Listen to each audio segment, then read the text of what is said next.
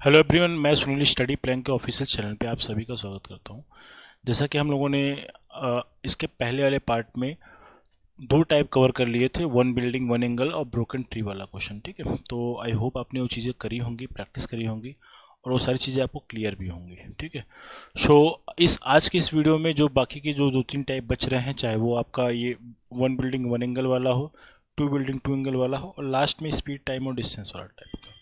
ठीक है, तो स्पीड टाइम और डिस्टेंस वाला एक नया पैटर्न की तरह क्वेश्चन पेपर में आ रहा है, तो वो ये भी आप चाहो तो कवर कर सकते हो, आसान होता है। इन चारों का जो मैंने मिक्सअप कराऊंगा उन्हीं का एक बेस लेके क्वेश्चन करा जाएगा। ठीक है, आई होप आपको चीज़ें समझ में आ रही होंगी। अगर आपके कुछ वैल्यूएबल कमेंट्स हो, अगर आपको लगता है कुछ और चीज़ें ऐड करी जानी चाहिए या फिर कुछ और भी अच्छा किया जा सकता है कुछ और चीज़ों को ऐड करके, तो आप बेशक आप कमेंट करिए। वो सब सारी चीज़ें हमें एक आपको जो कंटेंट मैं प्रोवाइड कर रहा हूँ उसको मैं एक वैल्यू ऐड करने में आप मेरी हेल्प करेगा। ठीक है, सो अपने आप कमेंट जो है आप कमेंट के माध्यम से कमेंट बॉक्स में आप कर सकते हैं। सो स्टार्ट करते हैं विदाउट वेस्टिंग टाइम। अगर देखो इतनी सारी चीज़ें हम लोगों ने कर लिया था, अब हम टाइप थर्ड पे अगर आए, तो टाइप थर्ड पे अगर आऊँ मैं तो ठीक है, टाइप थर्ड में अगर अगर बात करूँ तो वन बिल्डिंग वन एंगल वाला कॉन्सेप्ट होता है। वन बिल्डिंग वन एंगल का मतलब क्या हो गया कि इस तरीके से एक बिल्डिंग रहेगी। ठीक है, मान लो आप यहाँ से लेके यहाँ तक कोई दूरी है, यहाँ पे कुछ अगर देख रहे हो, इस बिल्डिंग के शीर्ष पे अगर आप खड़े हैं, आपकी आँख यहाँ पे, अगर आप यहाँ पे बैठे हुए हैं, मान लो यहाँ पे बैठे हुए हैं। ठीक है, इस तरीके से तुम स्मार्ट बन के अगर बैठे हुए हैं, और तो यहाँ से मान लो उसका कोण, मान लो कुछ भी बन रहा है, मान लो ये 30 डिग्री का कोण बन रहा है। ठीक है, ये 30 डिग्री का कोण बन रहा है। ठीक, इसको 45 डिग्री बोल देते हैं, ये 45 डिग्री का कोण बन रहा था। ठीक है, और यहाँ पे जाने पे, ठीक है, बिल्डिंग की तरफ मैं कह दिया कि बिल्डिंग की तरफ अगर 20 मीटर चलता है वो एक व्यक्ति है, बिल्डिंग की ऊंचाई से अगर कुछ दूरी पे अगर देखता है तो उसके जमीन के साथ इसका उन्नयन कोण 45 अंश का बनता है। बिल्डिंग की तरफ चलने पर ये आदमी मान लो यहाँ पे था, मान लो यहाँ से अगर चल रहा है, अगर बिल्डिंग की तरफ चलने लगो तो यहाँ पे पहुँचने पे मान लो बिंदु डी है, मान लो ये बिंदु डी तक आने पे, ये बी मान लो इसको, बी से डी तक आने पे क्या हो जाएगा, 20 मीटर चल लेता है। तो आपसे क्वेश्चन ये पूछा जाएगा, डी पे आने पे इसका मैं कोड कह देता हूँ कि मान लो ये 60 डिग्री हो गया। ठीक है, बिल्डिंग की तरफ जितना बढ़ेंगे कोड उतना बढ़ता चला जाएगा। आपसे क्वेश्चन पूछ रहा है कि बिल्डिंग की हाइट बताइए। ठीक है, तो क्वेश्चन आसान होता है। इसमें क्या होता है, हमें सारा डेटा ऑलमोस्ट दिया है, हमको ये वाला डेटा पता नहीं है, इसको हम ए बी सी ले लेते हैं, इसको हम ए कर लेते हैं और इसको सी वाला पॉइंट लेते हैं। अगर मैं देखो यहाँ पे दो चीज़ें दिखाई पड़ रही हैं आपको, दो त्रिभुज दिख रहा होगा, एक ट्रायंगल दिख रहा है ए बी सी दिख रहा है, और एक ट्रायंगल दिख रहा है आपको ए डी सी दिख रहा है। ठीक है, अगर इनको अलग अलग चाहो तो बनाना इस तरीके से आप बनाओगे, एक ट्रायंगल इस तरीके से बनाओगे जिसमें ये कोण 45 अंश का था, और एक छोटा वाला अगर ट्रायंगल लोगे तो कुछ इस तरीके से बनेगा, ये एंगल कितना है, 60 डिग्री का था। चीज़ समझ में आई? और दोनों में ये एच है, इसमें भी एच है, इसमें भी एच है। ठीक है, इसमें दूरी दो पार्ट में डिवाइडेड है, नीचे वाले पार्ट में, यहाँ पे दो पार्ट में डिवाइडेड, मतलब ये वाला पॉइंट हम एक्स ले लेते हैं और यहाँ से लेके यहाँ तक 20 मीटर है, इस तरीके से डिवाइडेड है। ठीक है, जब यहाँ पे जब दूरी ली जाएगी, ये वाला दूरी जब लिया जाएगा तो x प्लस 20 लिया जाएगा। बात समझ में आ रहा है, x प्लस 20 लिया जाएगा। और जब यहाँ पे अगर चीज़ें करी जाएंगी तो यहाँ पे हम x की बात करेंगे, क्योंकि यहाँ पे हमें चीज़ें पता नहीं है। ठीक है, इन दोनों ट्रायंगल को यूज करके हम x की वैल्यू पता लगा सकते हैं, x की वैल्यू पता लगा सकते हैं, जो भी प्रश्न में पूछा जाए उसके सारे क्वेश्चन का जवाब दे पाएंगे। ठीक है, अब हम इसमें मैंने आपको बताया था, अगर इस तरीके से कभी भी कंडीशन बने, जो पहले जो दो टाइप करवाए थे, मैंने आपको बताया था, अगर लंब दिखाई पड़े, हाइट दिखाई पड़ जाए, आधार दिखाई पड़ जाए, सामने वाले भुजा बटे पास वाली भुजा, उन दोनों का क्या लगाते हैं, अनुपात निकाल लेते हैं, वो tan थीटा हमें देता है। मतलब क्या हो जाए, अगर यहाँ पे tan थीटा अगर मैं लगाऊँ इसमें, तो अगर इसको पहले वाले अगर ट्रायंगल की बात करूँ, इस वाले में अगर बात करूँ, इसको आप लोगों ने ए बी सी नाम दिया है, ए बी और सी दिया है, इसको ए सी और डी बोला है। इस वाले में अगर ट्रायंगल लगाओगे, tan क्या हो जाएगा, tan 60 बराबर क्या हो जाएगा, आप बोलोगे सर इसके सामने वाली भुजा h है तो h लिख लिया, इसके पास वाली भुजा क्या है, x है तो x लिख लिया। tan 60 की वैल्यू √3 होती है, और h बराबर क्या हो जाएगा, ये x है, तो h की जब वैल्यू लिखोगे क्रॉस मल्टीप्लाई करके तो √3x हो जाएगा। एक संबंध हमें यहाँ से मिल गया, कोई इसमें दो राय नहीं है किसी को। अब दूसरा बात क्या करते हैं, इस वाले ट्रायंगल में भी वही चीज़ करेंगे, tan थीटा लगाते हैं। अगर इसमें tan थीटा लगाओ, थीटा की वैल्यू 45 है तो डायरेक्टली 45 रख लिया।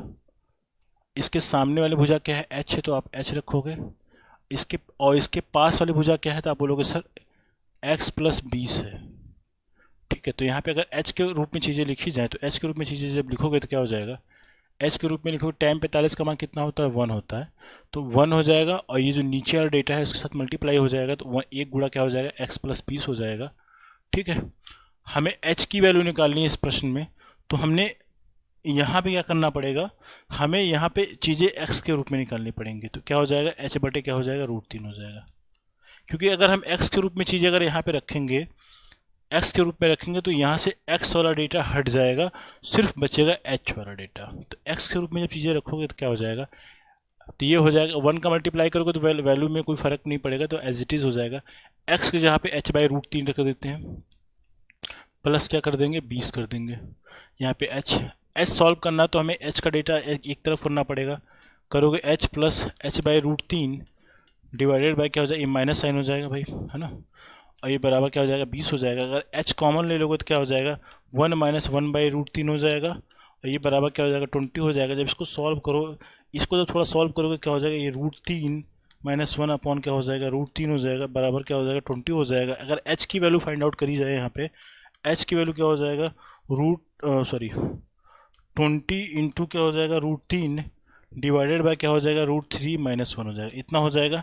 देखो ये तो मैंने इसका आंसर निकाल दिया है, लेकिन एग्ज़ाम में क्वेश्चन का जो आंसर होगा ज़रूरी नहीं कि यही आए। क्यों, क्योंकि इसको भी और सिंप्लीफाई करा जा सकता है। कैसे कर सकते हैं मैं आपको बता देता हूँ। इसमें हम परमेयीकरण लगाएंगे, परमेयीकरण उसको कैसे करते हैं मैं आपको समझा देता हूँ। देखो परमेयीकरण का मतलब क्या होता है, बहुत ज़्यादा ज़रूरी है, अगर इस टॉपिक को अगर कर रहे हैं तो ये बहुत ज़्यादा इंपॉर्टेंट है। परमेयीकरण रेशनलाइजेशन बोलते हैं। अगर मान लो कोई चीज़ अगर इस तरीके से दिया गया है, इस क्वेश्चन को ही कर लो, 20√3 डिवाइडेड बाई 20√3 माइनस, ये 20√3 - 1 दिया है। देखो ये जो हर में जो चीज़ें दी रहती हैं, कभी इस तरीके से अगर दिया है तो हम इसका परमेयीकरण गुणांक पहले निकालेंगे। तो परमेयीकरण गुणांक क्या होता है इसका, जब परमेयीकरण गुणांक आप लिख लेना, इसको मैं शॉर्टकट में लिख रहा हूँ। परमेयीकरण अगर गुणांक लिखा जाए तो जो भी सिस्टम दिया गया है उसमें से एक का चिन्ह बदल दीजिए, आपको परमेयीकरण गुणांक मिल जाएगा। √3 - 1 है तो -1 वाले को +1 कर दीजिए, दोनों में से किसी एक का चिन्ह बदल दीजिए, वो हो जाएगा परमेयीकरण गुणांक। तो क्या हो जाएगा, ये √3 + 1 ले लेता हूँ। ठीक है, अब क्या कर लेते हैं, दूसरे केस में क्या कर लेते हैं, इस वाले दूसरा कंडीशन क्या है, परमेयीकरण गुणांक निकाल लिया। अब दूसरे केस में क्या करेंगे, जो डेटा इस तरीके से दिया गया है ना, इसके ऊपर नीचे परमेयीकरण जो गुणांक आपने निकाला मल्टीप्लाई कर दो आप। किसी एक राशि से ऊपर नीचे गुणा भाग करने में वैल्यू में कोई डिफरेंस नहीं पड़ता है, तो ये क्या हो जाएगा, बिल्कुल एज इट इज़ रहेगा, कोई डिफरेंस नहीं आएगा, बट ये थोड़ा और सिंप्लीफाई फॉर्म में आ जाएगा। ठीक, करते हैं इसको। अगर इसको लिखोगे 20√3 डिवाइडेड बाई √3 - 1 है, ये √3 + 1 कर दिया, डिवाइडेड बाई √3 + 1 कर दिया, मल्टीप्लाई करोगे तो √3 इंटू √3 क्या हो जाएगा, +1 हो जाएगा। अब नीचे करोगे तो क्या हो जाएगा, एक ब्रैकेट में आएगा √3 - 1 और एक ब्रैकेट में आएगा √3 + 1 आ जाएगा। अब देखो भाई एक चीज़ आपको पता होगा, ये आप नोट कर लेना, ये भी चीज़, कई चीज़ें बताया जा रहा है। a+ अगर b दिया हो और एक जगह पे a - b दिया है, इसके जगह पे हम लिख सकते हैं a² - b²। ठीक है, लिख सकते हैं। अगर यहाँ पे देखो एक जगह पे √3 + 1 दिया है और एक जगह √3 - 1 दिया है, a + b a - b, तो सारी चीज़ें वही हैं, एक जगह प्लस आ रहा है एक जगह माइनस आ रहा है। तो इस केस में क्या करेंगे, इस केस में हम इसको ऐसा लिख सकते हैं, ये √3 का स्क्वायर -1 का स्क्वायर कर सकते हैं। √3 का स्क्वायर करेंगे तो 3 आ जाएगा, 1 का स्क्वायर करोगे तो 1 ही रहेगा, तो ये वैल्यू क्या आ जाएगी, 3 - 1 हो जाएगा, तो ये वैल्यू 2 हो जाएगी। तो अगर इस डेटा को इसके जगह पर डायरेक्टली अगर सॉल्व किया जाए तो क्या हो जाएगा, 20√3 इन ब्रैकेट √3 + 1 डिवाइडेड बाय क्या हो जाएगा, नीचे कितना बचेगा, 2 से काटोगे तो क्या हो जाएगा, 10 गुना 10√3 हो जाएगा। तो जब इसका आंसर कितना आ जाएगा, इसका जो आंसर आएगा 10√3 ऐसा हो जाएगा। √3 + 1 हो जाएगा। एक तो आंसर ये भी हो सकता है। इसको और सिंप्लीफाई किया जाए तो क्या हो जाएगा, इसको अंदर मल्टीप्लाई करो, एक बार इसमें गुणा करो, एक बार इसमें गुणा कर दो, अलग अलग गुणा करोगे। जब गुणा करेंगे तो क्या हो जाएगा, 10√3 इंटू √3 प्लस 1 इंटू क्या हो जाएगा, √3, 10√3 हो जाएगा। इसका मल्टीप्लाई करोगे क्या हो जाएगा, √3 इंटू √3 करोगे 3 आ जाएगा, 3 का 10 गुना करोगे 30 हो जाएगा, प्लस क्या हो जाएगा 10√3 हो जाएगा। इसका आंसर ये हो जाएगा। ठीक है, तो इस तरीके से क्वेश्चन सॉल्व करते हैं। ठीक है, आई होप चीज़ें समझ में आ चुकी होंगी। तो आपको मैंने सारी चीज़ें बताई किस तरीके से सॉल्व किया जाता है, किस तरीके से इसको सिंप्लीफाई करा जाता है। एग्जाम में आपसे प्रमेयीकरण भी पूछ सकता है, मतलब जितनी भी चीज़ें अलग अलग बताई जा रही हैं सारी चीज़ें एग्जाम के पॉइंट ऑफ व्यू से इंपॉर्टेंट है, क्योंकि ये बेसिक्स हैं आपके। ठीक है, अब क्वेश्चंस पे चलेंगे। अब क्वेश्चन को थोड़ा तेज़ी के साथ करेंगे, क्योंकि मैंने आपको बेसिक्स बता दिया है। कह रहा है एक भूतल से एक ज़मीन है, ज़मीन से एक मीनार है भैया, यहाँ पे एक मीनार है, यहाँ से शीर्ष से उन्नयन कोण इसका कितना मिल रहा है 45 डिग्री। तो शीर्ष की बिल्डिंग के साथ इसका एक 45 अंश का कोण बना दो आप। यहाँ पे कितना है 45 डिग्री का एंगल है, तो बना दिया। ठीक है, कह रहा है उस बिंदु से, इस बिंदु से मीनार की ओर, मीनार की दिशा में जाने पर, मीनार की दिशा में जाने पर 60 मीटर जाने पर, मीनार की तरफ 60 मीटर जब चलता है, ठीक है, इस बिंदु से 60 मीटर चलने पे शीर्ष का उन्नयन कोण 60 अंश हो जाता है। तो शीर्ष से उन्नयन कोण कितना हो जाता है 60 अंश, इसको 60 अंश बना दिया। तो आपसे पूछ रहा है कि मीनार की ऊंचाई कितना मीटर है। तो जिनको ये चीज़ समझ में आ गई वो वीडियो को पॉज करेंगे, खुद से करेंगे, क्योंकि सारा का सारा कंटेंट वही है जो मैंने वही कराया, सिर्फ और सिर्फ डेटा बदले हैं। ठीक है, अब इसको सॉल्व करें आप। ठीक है, इसको करिए। इसको मैं मान लेता हूँ इसकी ऊंचाई एक्स रही होगी। इसकी ऊंचाई कितनी मान लिया है, इसकी ऊंचाई मैं मान लेता हूँ एक्स है। ठीक है, उसकी ऊंचाई एच मान लिया है, और यहाँ से यहाँ तक की ऊंचाई मैं एक्स मान लेता हूँ। मैं डिपेंड करता है, मैं मेरी आपकी जो इच्छा करे ABCD कुछ भी मान सकते हो। ऐसा फिगर बनेगा। अब इसमें दो ट्रायंगल अलग अलग मान लो आप। एक बड़ा बड़ा ट्रायंगल आपको जो दिख रहा है ये वाला पार्ट है ना, ये वाला पार्ट एक बार ले लो, एक बार छोटा वाला पार्ट ले लो। अब सबको चीज़ें क्लियर हो गई होंगी, मैं सिर्फ आपको गाइड कर रहा हूँ। ठीक है, एक चीज़ है, एक बड़ा बड़ा ट्रायंगल ये लोगे, एक छोटा वाला ट्रायंगल जो आपको दिख रहा है ये ट्रायंगल ले लो। ठीक है, जब बड़ा ट्रायंगल लगाओगे तो क्या हो जाएगा, 1045 डिग्री, तो 1045 डिग्री लिखो। 1045 डिग्री बराबर क्या हो जाएगा, इसके सामने क्या, सामने वाली भुजा क्या हो जाएगी, एच है, तो एच लिख लिया। और इससे लगा वाला जो भुजा क्या है, तो आप बोलोगे सर एक्स प्लस क्या है 60 है, तो 60 लिख लिया। जब इसको जब लिखोगे सॉल्व करोगे तो क्या हो जाएगा, जब इसको जब सॉल्व करोगे टाइम 45 का मान जो होता है ये वैल्यू 1 के इक्वल होती है, तो क्या हो जाएगा, एच बराबर क्या हो जाएगा, एक्स प्लस 60 हो जाएगा। इसमें किसी को दो राय नहीं है। पहला वाला पॉइंट हम लोगों ने इस तरीके से निकाल लिया। अब जो छोटा वाला ट्रायंगल पकड़ोगे, जो आपको ये वाला छोटा वाला दिख रहा है 60 डिग्री वाला, तो यहाँ पे क्या हो जाएगा, इसके सामने वाली भुजा, तो इसके सामने वाली भुजा पहले 10 लिख लो। 10 60 बराबर क्या हो जाएगा, इसके सामने वाली भुजा क्या है भाई, अब बोलोगे सर एच है, तो एच लिख लिया। और इससे इसके साथ पास वाली भुजा क्या है, तो बोलोगे एक्स है, तो एक्स लिख लिया।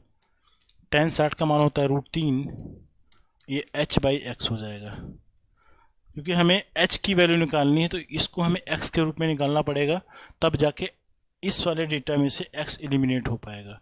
ठीक है, तो इसको हम x के रूप में जब लिखोगे तो क्या हो जाएगा, h बाई क्या हो जाएगा, √3 हो जाएगा।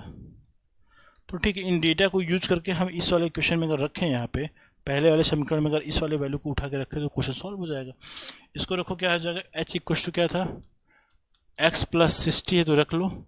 x की वैल्यू h बाई √3 है, तो h बाई √3 रख लिया, बराबर h है।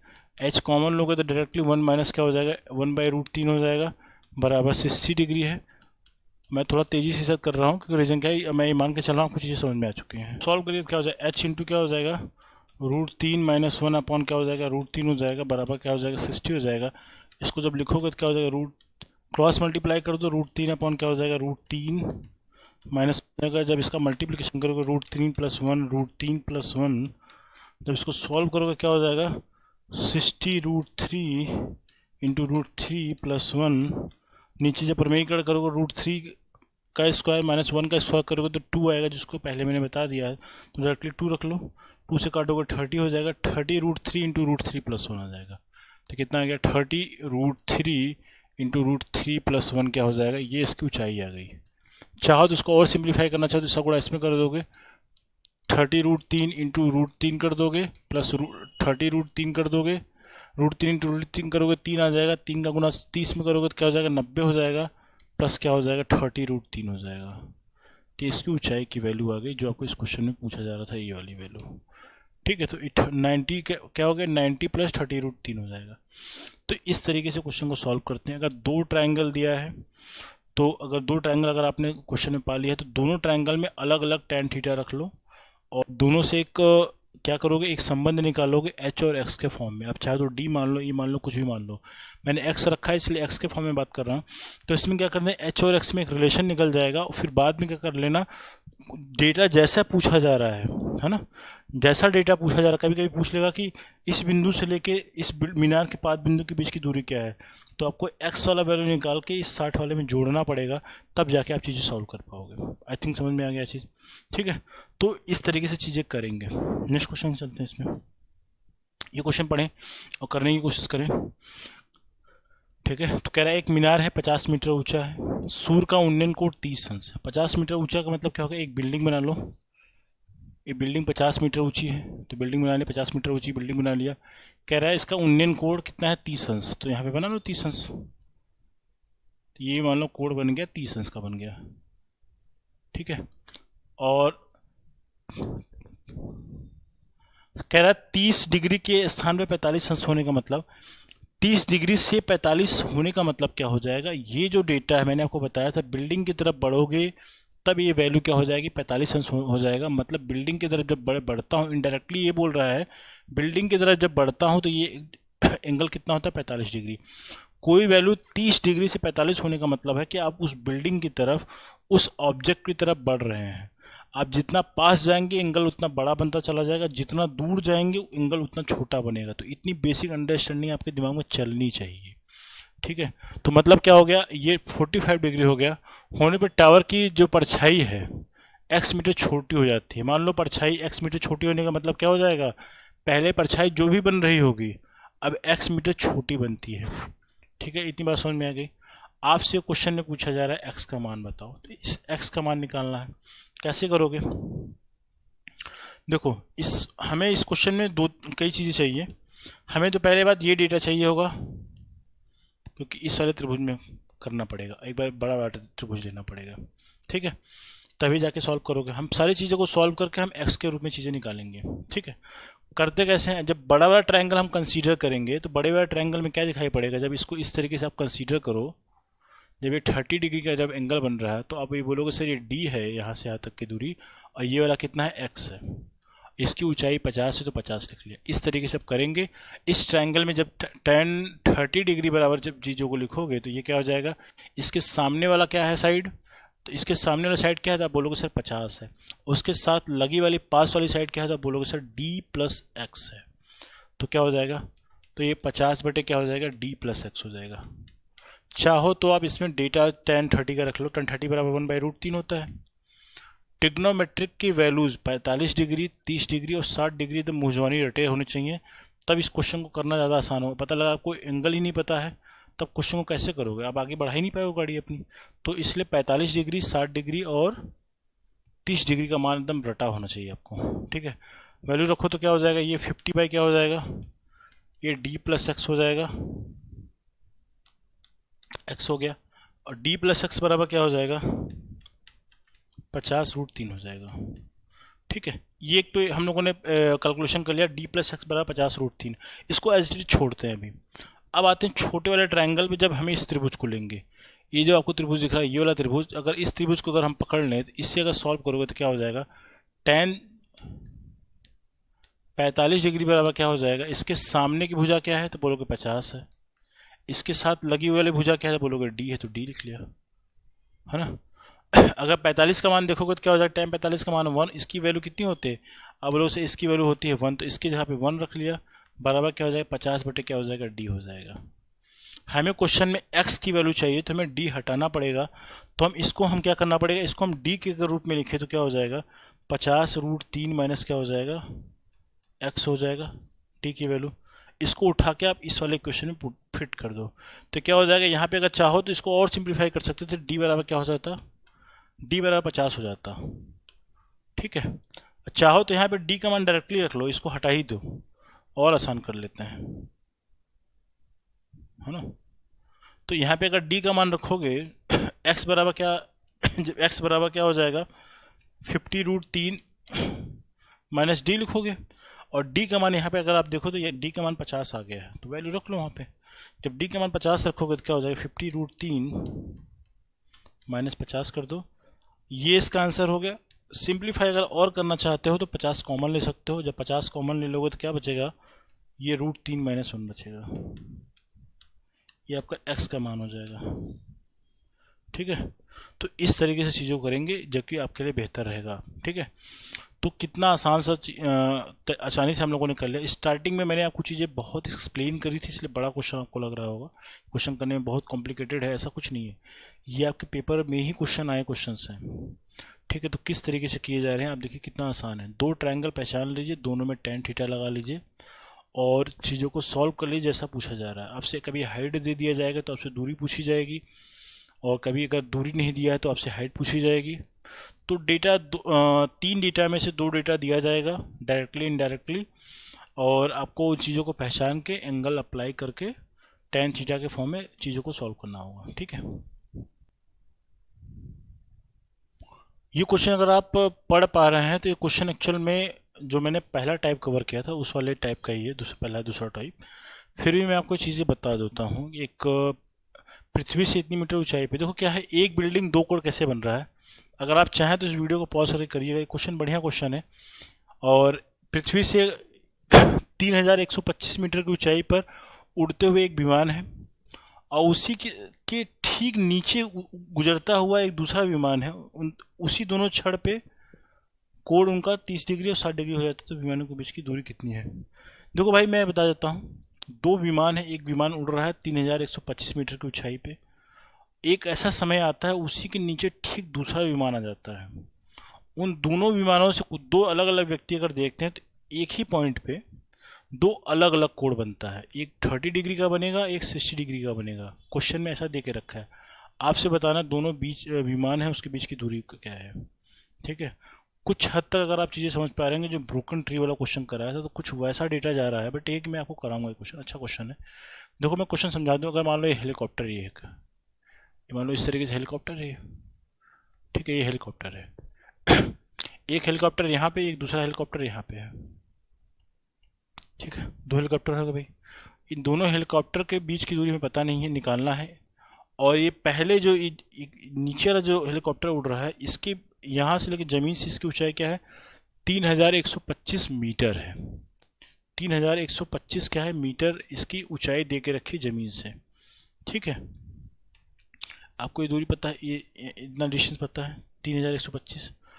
हमें ये बताना है कि दोनों जहाज़ों के बीच की ऊंचाई क्या है, तो आप उसको h मान लेते हैं। कह रहा है एक पॉइंट यहाँ से जब देखा जाता है, मान लो मान लो बिंदु यहाँ पे है, मान लो इस वाले बिंदु से देखा जाता है और एक यहाँ से देखा जाता है। ठीक है, दोनों हेलीकॉप्टर से अगर आप देखोगे तो कुछ एक बिंदु पे ऐसे कोण बनेंगे। अब आप बताइए कौन सा 30 बनेगा और कौन सा 60 बनेगा। तो आप बोलोगे सर ये नीचे एक, इसमें 2 एंगल बन रहे हैं, एक एंगल है आपको 30 डिग्री वाला ये दिखाई पड़ेगा, और इसमें 60 ऊपर वाला जो ये कोण बने बड़ा दिख रहा है, इसको हम 60 डिग्री कर लेते हैं। ठीक है, आपसे इसमें क्वेश्चन में दोनों हेलीकॉप्टर के बीच की आपको दूरी बतानी है। तो क्वेश्चन कैसे किया जाएगा। ठीक है, क्वेश्चन है आसान, क्वेश्चन देखने में क्रिटिकल लग रहा है मगर आसान क्वेश्चन है। अब देखो आप इसमें अगर 2 ट्रायंगल पहचान पा रहे होंगे, एक तो एक छोटा वाला आपको ट्रायंगल दिख रहा है जिसमें 30 डिग्री का बन रहा है, और एक बड़ा वाला ट्रायंगल दिख रहा है। ठीक है, अगर हम छोटे वाले ट्रायंगल को कर लें भाई अगर छोटे वाले ट्रायंगल को कर लें, अगर इसको मैं आपको दिखाऊं, इसको छोटे वाला ट्रायंगल का मतलब इसको इसकी बात कर, ये इसकी बात कर रहा हूँ। अगर इस वाले ट्रायंगल में अगर हम tan थीटा बराबर लिखें तो क्या लिखोगे आप, tan 30 डिग्री बराबर अगर लिखा जाए तो आप बोलोगे सर इसके सामने वाला साइड जो कि क्या है 3125 है। आई थिंक अभी इस चीज़ों की आपको हैबिट हो चुकी होगी कि सामने वाली भुजा उसके पास वाली जो भुजा है उसका दोनों का अनुपात लिखते हैं। पास वाली इसकी भुजा क्या है, तो इसकी बीच पता नहीं, जिसको मान लेते हैं इसकी दूरी मान लेते हैं d मान लेते हैं, कैपिटल D मान लिया। ठीक है, तो बटे क्या हो जाएगा d हो जाएगा। ठीक है, tan 30 की वैल्यू कितनी है, तो 1/√3 होती है, बराबर क्या हो जाएगा 3125 डिवाइडेड बाई डी हो जाएगा। जब डी का मान लिखोगे तो क्या हो जाएगा 3125 गुणे क्या हो जाएगा √3 हो जाएगा। डी की वैल्यू हम लोगों ने निकाल लिया। ठीक, अब जो दूसरा ट्रायंगल बन रहा है जिसमें 60 डिग्री का कोण बन रहा है, अब उस पर चलते हैं।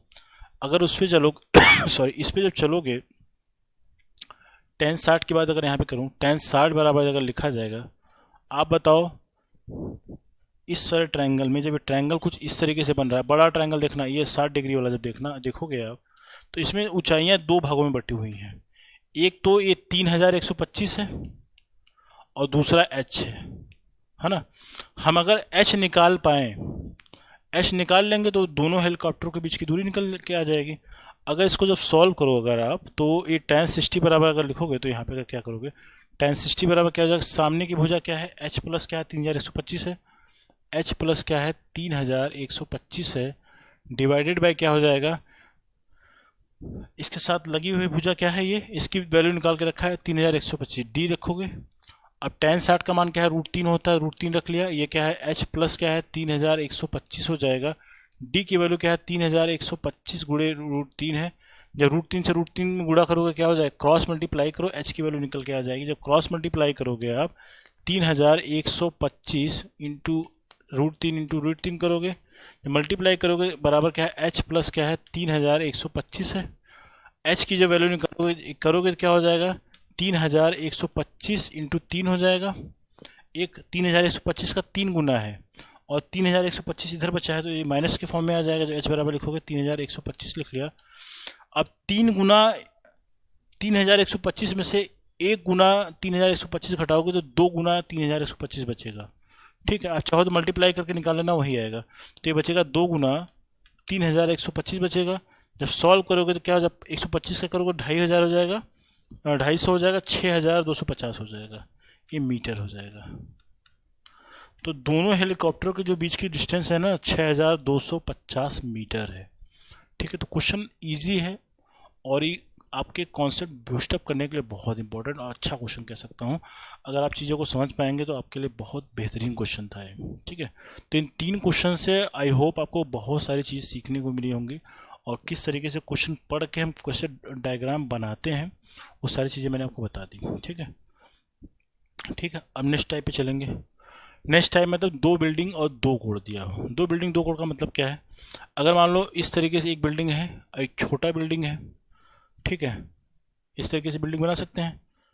तो अगर यहाँ से देखा जाए तो इसका मान लो एक कोण, मान लो थीटा डिग्री बन रहा है, मान लो 30 डिग्री बन रहा है, 60 डिग्री बन रहा है, कुछ भी बना सकते हो, 60 डिग्री बन रहा है। इस छोटे वाले से अगर देख रहे हैं तो इसका इस बड़े वाले बिल्डिंग के साथ उन्नयन कोण बना रहा है मान लो 30 डिग्री। इसमें से एक की ऊंचाई आपको दे दी जाएगी, h इसकी दे दी जाएगी, आपसे इसकी ऊंचाई पूछी जाएगी, या फिर ये वाला h दे दिया जाएगा, आपसे ये वाला h पूछा जाएगा। तो ये कुछ इस तरीके से सीन बनते हैं, क्योंकि यहाँ पे 2 ट्रायंगल बन रहे हैं, एक 30 डिग्री वाला बन रहा है, एक छोटा वाला ट्रायंगल आपको इसमें अगर मैं दिखाऊं आपको, इसमें आपको एक ट्रायंगल ये दिख रहा है बनता हुआ, ठीक है, और दूसरा ट्रायंगल आपको क्या दिख रहा है, दूसरा ट्रायंगल आपको ये दिख रहा है। ठीक है, दूसरा ट्रायंगल आपको दिख रहा है। 2 ट्रायंगल को अलग अलग tan थीटा के साथ लेके हम संबंध निकालेंगे और क्वेश्चन को इजीली सॉल्व कर लेंगे। ठीक है, क्वेश्चन देखते हैं। ये क्वेश्चन पढ़े कह रहा है कि ए बी, इसको ए बी लिखते हैं, ए बी और सी डी, ए बी और सी डी, ए बी और सी डी 2 मीनार की ऊंचाइयाँ हैं। ए बी और सी डी 2 मीनार हैं, तो मैंने क्या लिख लिया, ए बी एक मीनार इस तरीके से बनाया, एक मीनार इस तरीके से बनाया, इसकी लंबाई हमने ए बी लिख लिया, और एक दूसरी मीनार है इसको सी डी लिख लिया, छोटा बड़ा कर लेते हैं अपने हिसाब से, सी डी है, और इनकी ऊंचाइयाँ क्या है, ए बी की ऊंचाई है 45, तो बड़ा ठीक सही बनाया था हम लोगों ने, 45 मीटर है, इसकी 15 मीटर है। दोनों मीनारों की ऊंचाइयाँ दे के रखा है, 45 मीटर और 15 मीटर दे के रखा है। ठीक है, लिख लिया। और क्वेश्चन में आपसे कह रहा है कि मीनार ए डी के डी तल से मीनार ए के शीर्ष का उन्नयन कोण 60 डिग्री है। तो ठीक है, कह रहा है कि ए बी सी डी, इस डी के तल से जो मीनार सी डी है, इसके तल से मीनार ए के साथ जो उन्नयन कोण बन रहा है, ये उन्नयन कोण जो बन रहा है ये 60 डिग्री, तो मतलब इसको हमें मिलाना पड़ेगा। ये कितना बढ़ रहा है कोण, 60 डिग्री बन रहा है, तो बना दो भाई। ये पहला पॉइंट हम लोगों ने ले लिया। ठीक है, 60 डिग्री बन रहा है। और इसमें एक कंडीशन ये दे के रखी है कि यदि ए के तल से जो मीनार ए बी है, यहाँ पे ए जहाँ लिखा है उसको ए बी पढ़ना, ए के को ए बी पढ़ लेना आप, ठीक है, ये कंफ्यूज कर रहा है। ए बी के तल से डी के शीर्ष का उन्नयन कोण, ठीक है, डी के शीर्ष का उन्नयन कोण, डी का जो शीर्ष का है सी है, इसके साथ जो उन्नयन कोण बन रहा है ये कितना है क्वेश्चन में, ये थीटा है, ठीक है। तो आपको थीटा का मान बताना है। तो क्वेश्चन आधा आसान है, कुछ करना होना है नहीं इसमें। पहले आप ट्रायंगल ए बी सी ले लो, आपकी जो इच्छा करे ले लो, ए बी डी ले लो, ए बी डी ले लिया, और बी सी डी ले लो, ट्रायंगल बी सी डी ले लो, बी सी डी ले लो, ठीक है।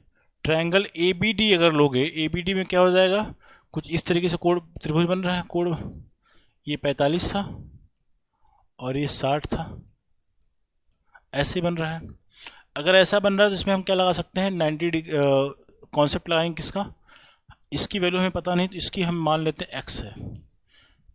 इन दोनों ट्रायंगल में ये वाली वैल्यू कॉमन है, इसको हमने एक्स मान लिया, ठीक है। अगर इसमें टेन थीटा लगाओ, टेन 60 डिग्री बराबर क्या हो जाएगा, इसके सामने वाली भुजा 45 है तो 45 लिख लो, और इसके नीचे वाली भुजा पास वाली भुजा एक्स है तो एक्स लिख लो। टेन 60 का मान क्या होता है, √3 बराबर हो जाएगा 45 बटे क्या हो जाएगा, एक्स हो जाएगा। एक्स बराबर क्या हो जाएगा, 45 बटे √3, ऊपर नीचे परमेयीकरण करो, √3 बटे √3 करोगे, जब सॉल्व करोगे तो डेटा कितना आ जाएगा, तो ये हो जाएगा 3 बन जाएगा, तो ये हो जाएगा 45 √3 डिवाइडेड बाय 3, जब काटोगे तो 15 हो जाएगा, तो वैल्यू कितने आ गए, 15 √3 आ गया, ठीक है। मीटर है तो मीटर लगा लो।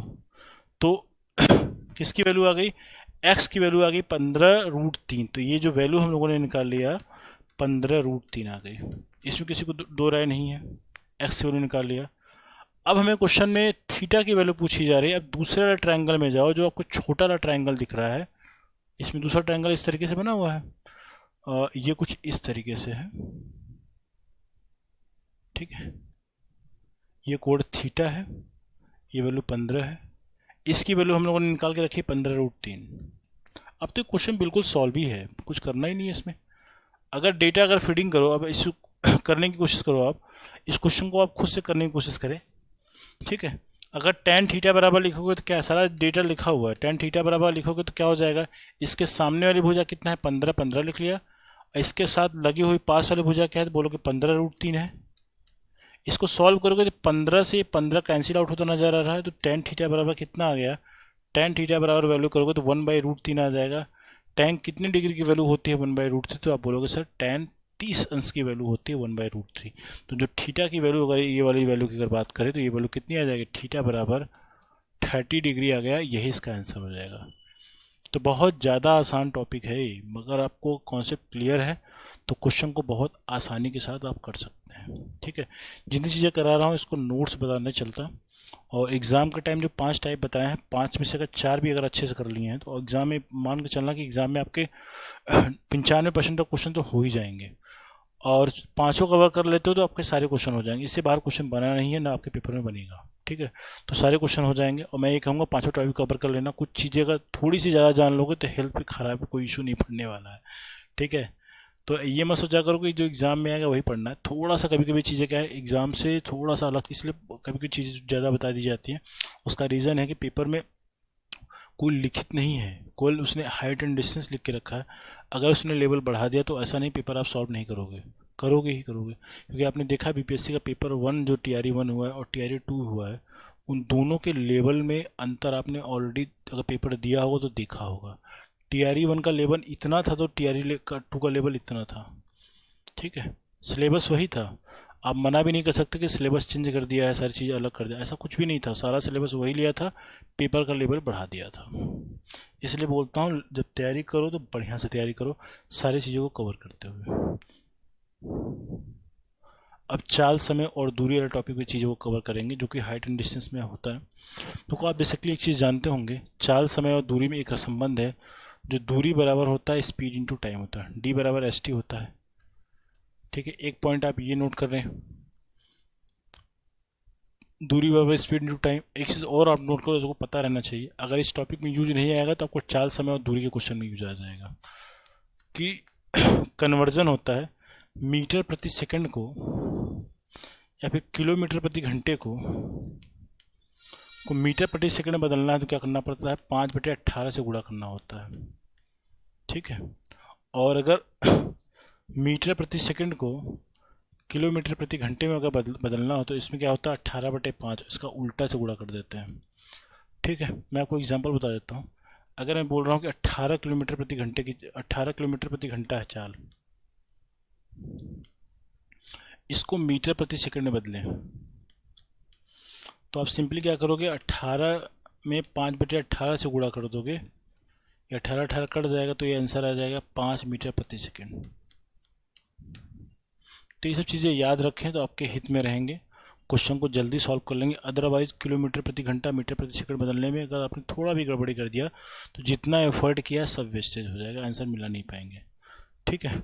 और इसी तरीके से अगर कोई भी अगर वैल्यू मान लो 20 मीटर प्रति सेकंड है, इसको किलोमीटर प्रति घंटा बदलना है, मान लो किलोमीटर प्रति घंटे में अगर बदलना है, ठीक है, तो क्या करोगे, 18/5 से गुणा करोगे तो 20 किलोमीटर प्रति घंटा को 18/5 से गुणा करोगे तो क्या हो जाएगा, 5 करोगे, 5 से काटोगे 4 गुना 18 चौक कितना हो जाएगा, 72 किलोमीटर प्रति घंटे की चाल आ जाएगी इसकी। ठीक है। तो इस तरीके से क्वेश्चंस करते हैं। एक कन्वर्जन मैंने बता दिया, आई थिंक बहुत से ऐसे विद्यार्थी होंगे जिनको सारी चीज़ें पता भी होंगी। ठीक है। तो सारी चीज़ों को लेते हुए चलना है, इसलिए सारी चीज़ों को बताना बेहद आवश्यक है। तो आप इसको भी नोट लगा के पेपर में लिख लेना, आपको पता रहना चाहिए। ठीक है। ठीक है, इतनी चीज़ समझ में आ गई। आप क्वेश्चन पे इस क्वेश्चन को पढ़िए। इस क्वेश्चन में इंग्लिश में कंटेंट दिया गया, मैं आपको इसको हिंदी में समझा देता हूँ। कह रहा है एक जेट प्लेन है, एक कांस्टेंट ऊंचाई पे 45√3 ऊंचाई पे उड़ रहा है और ये कांस्टेंट है, मतलब कभी भी किसी कंडीशन में 45√3 से ना ज़्यादा उड़ेगा ना कम उड़ेगा। तो अगर मैं प्लेन बना देता हूँ इस तरीके से, मान लो मैंने एक प्लेन बनाया, इसकी जो ज़मीन से इसकी ऊंचाई है मान लो 4500√3 है, क्वेश्चन में दे रखा है, ये कांस्टेंट है, इसी ऊंचाई से उड़ता है और हर एक जगह इसी ऊंचाई से उड़ेगा। कह रहा है कि यहाँ तक तो हम लोगों ने कर लिया। ठीक। अब कह रहा है एंगल ऑफ एलिवेशन, अगर जहाज से अगर उसका उन्नयन कोण जो पृथ्वी के साथ बन रहा है वो कितना बन रहा है इस क्वेश्चन में, 60 डिग्री। तो मतलब क्या हो गया, अगर इसका उन्नयन कोण बनाओगे कुछ इस तरीके से बनाओगे आप, ये 60 डिग्री दे के रखा है इस क्वेश्चन में, पहला केस हो गया। अब इसमें क्या कह रहा है कि आफ्टर 30 सेकेंड, मान लो ये जहाज था, ये जहाज रहा होगा, मान लो इस तरीके से जहाज है, कुछ इस तरीके से जहाज है, ये जहाज 30 सेकंड के बाद अपनी स्थिति में तो रहेगा नहीं, उड़ रहा है, तो ऑब्वियस सी बात है ऊंचाई इसकी जब हम लोगों ने फिक्स कर रखी है तो कुछ इस तरीके से 30 सेकंड के बाद यहाँ पहुँच जाएगा ये जहाज, कुछ इस तरीके से जहाज पहुँच जाएगा यहाँ पे 30 सेकंड के बाद। मतलब टाइम बराबर क्या दे के रखा है, 30 सेकंड हमें दे रखा है इस क्वेश्चन में। ठीक है। 30 सेकंड के बाद जो इसका कोड बन रहा है ये क्या हो जाता है, 30 अंश हो जाता है। 30 अंश का मतलब हो गया, अगर यहाँ से अगर फिर पुनः इसी वाले पॉइंट पे अगर आप देखोगे ना तो अब कोड कितना बन जा रहा है इस क्वेश्चन में। अब अगर इस कोड की बात करो, मैं ड्राइंग अगर ठीक से बना पाऊँ मैं, ठीक है, आई होप समझ में आएगा आपको। अगर ये इसको ऐसे बना दिया तो ये जो कोड अब बन रहा है ये 30 अंश का बन जा रहा है, और इसको हम थोड़ा आगे बढ़ाएंगे तो ये कुछ इस तरीके से बनेगा। ठीक है। कुछ ये फिगर इसका मैं एक रफली फिगर मैंने आपको बना दिया, कुछ समझ में आ रहा है। एक पॉइंट से देखने पे पहले एंगल 60 डिग्री था, 30 सेकंड के बाद कुछ ऊंचाई फिक्स करके रखा है, तो मतलब जितनी ऊंचाई यहाँ पे है तो इसकी भी ऊंचाई 4500√3 ही होगी। ठीक है। 4500√3 दोनों केसेस में 4500√3 इसकी ऊंचाई है, ये तो पता लग गया। आपको इस प्रश्न में बताना है find the speed of the plane. देखो मैंने आपको जो कॉन्सेप्ट बताया है, क्योंकि हमें अगर स्पीड चाहिए, अगर स्पीड मतलब चाल चाहिए, अगर चाल चाहिए तो हमें दूरी और समय दोनों में का ज्ञात होना अति आवश्यक है। अगर दोनों में से अगर एक भी नहीं, अगर हमारे पास अगर एक में भी कमी अगर है तो आप स्पीड नहीं निकाल पाओगे, क्योंकि चाल बराबर दूरी बटे समय होता है। बिना दूरी और समय निकाले आप चाल नहीं निकाल पाएंगे। तो मतलब हमें क्या करना पड़ेगा, पहले हमें दूरी निकालना, दूरी कौन सा निकालना पड़ेगा, हमें दूरी ये वाला निकालना पड़ेगा। डिस्टेंस को हम डी ले लेते हैं अगर मान लो, तो हमें ये वाला दूरी निकालना पड़ेगा। क्यों, क्योंकि इसी दूरी में हमें, इसी दूरी में चले गए समय हमें पता है, तो जितनी दूरी चलेगा वही वाला समय हमें पता रहना चाहिए। ऐसा नहीं कोई भी दूरी उठा के रख रहे हो। ठीक है। तो ये हमें दूरी पता होना चाहिए। दूरी कैसे निकलेगा भाई, अगर देखो इसमें देखो दो ट्रायंगल बन रहा है, अगर मैं इसको नेमिंग कर दूं, अगर ए बी और ये सी कर देता हूँ, इसको डी कर दिया, इसको ई कर दिया। ऐसे किया जा सकता है। अगर दो ट्रायंगल है तो दोनों ट्रायंगल को अलग अलग ले लो, पहले छोटा वाला ट्रायंगल ले लो और उसके बाद बड़ा वाला ट्रायंगल ले लेना। अगर छोटा वाला ट्रायंगल, अगर ट्रायंगल ए बी सी लेता हूँ, ट्रायंगल अगर ए बी सी अगर लिया जाए तो इसमें क्या दिखेगा, tan 60 बराबर क्या हो जाएगा, tan के 60 के सामने कौन सी भुजा पड़ेगी, आप बोलोगे सर 4500√3 उसकी हाइट है, 4500√3 उसके साथ लगी हुई भुजा क्या है, हमें इसके बारे में पता ही नहीं है, इसको हम x मान लेते हैं। तो दिया है क्या इसका, नहीं दिया, तो इसको x मान लिया तो क्या हो जाएगा, x हो जाएगा। अब इसको tan 60 का मान जब रखोगे क्या हो जाएगा, ये √3 हो जाएगा बराबर 4500√3 हो जाएगा बटे x हो जाएगा। अब चाहोगे तो काटोगे तो ये कट कैंसिल आउट हो जाएगा, x √3 कट जाएगा, तो x का जो मान आ जाएगा, x की जो वैल्यू आ जाएगी 4500 आ जाएगी। ठीक है, x का मान 4500 आ गया। अब इस क्वेश्चन में जो बड़ा वाला त्रिभुज दिया है आप उसका यूज करते हैं। जब बड़े वाले त्रिभुज को जब आप यूज करोगे ना,